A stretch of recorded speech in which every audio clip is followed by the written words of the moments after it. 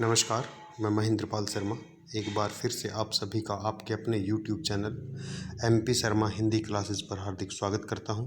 प्रिय विद्यार्थियों, आज अपने इस वीडियो कालांश में हम कक्षा 8वीं की जो पुस्तक है वसंत की प्रथम कविता ध्वनि, जो सूर्यकांत त्रिपाठी निराला जी द्वारा रचित है, की व्याख्या पर चर्चा करेंगे। आज का विषय प्रारंभ करने से पहले मैं आप सभी से अनुरोध करता हूं कि यदि आपने मेरे इस चैनल को सब्सक्राइब नहीं किया है तो सब्सक्राइब कीजिए, साथ में बेल आइकन का बटन भी दबा दीजिए ताकि आने वाले महत्वपूर्ण वीडियो के सभी नोटिफिकेशन आपको समय पर मिलते रहें। और इस वीडियो को लाइक कीजिए, शेयर कीजिए और कमेंट कीजिए। तो आइए आज का विषय प्रारंभ करते हैं। प्रस्तुत कविता का नाम है ध्वनि। ध्वनि का अर्थ होता है शब्द, आवाज़। इस कविता के माध्यम से जो कवि सूर्यकांत त्रिपाठी निराला जी हैं, वो युवाओं को एक संदेश देना चाहते हैं। और ऐसा भी कहा जा सकता है कि वो अपने उन प्रतिद्वंदियों को भी इस कविता के माध्यम से संदेश देना चाहते हैं, जो ये सोचते थे कि निराला जी का जो समय है अब बीत चुका है, जो काव्य लेखन का जो समय है वो बीत चुका है। उनको भी, अपने प्रतिद्वंदियों को भी संदेश दिया है। देते हुए कवि इस प्रकार से कहते हैं, अभी न होगा मेरा अंत,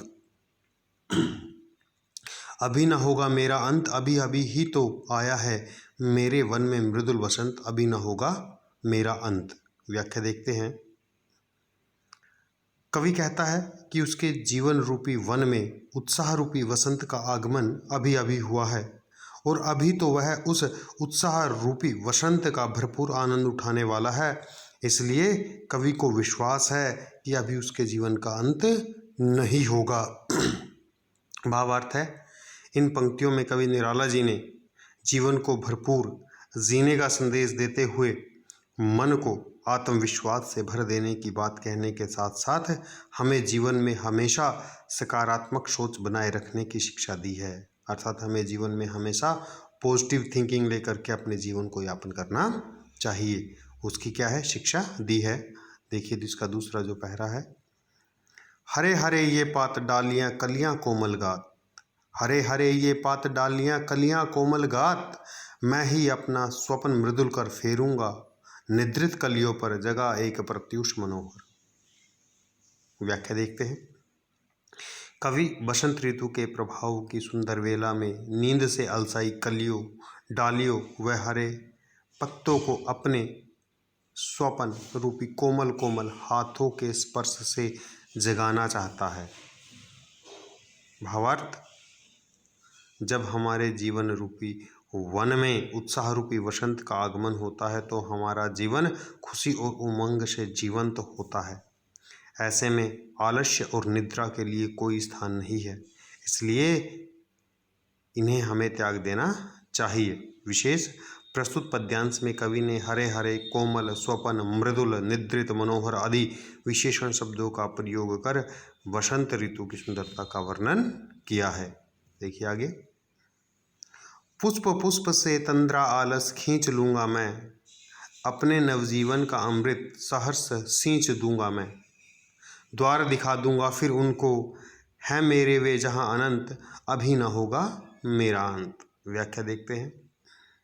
कवि कहता है कि वह प्रत्येक पुष्प, अर्थात यहाँ पर जो पुष्प है वो किसका प्रतीक है, युवाओं का प्रतीक है।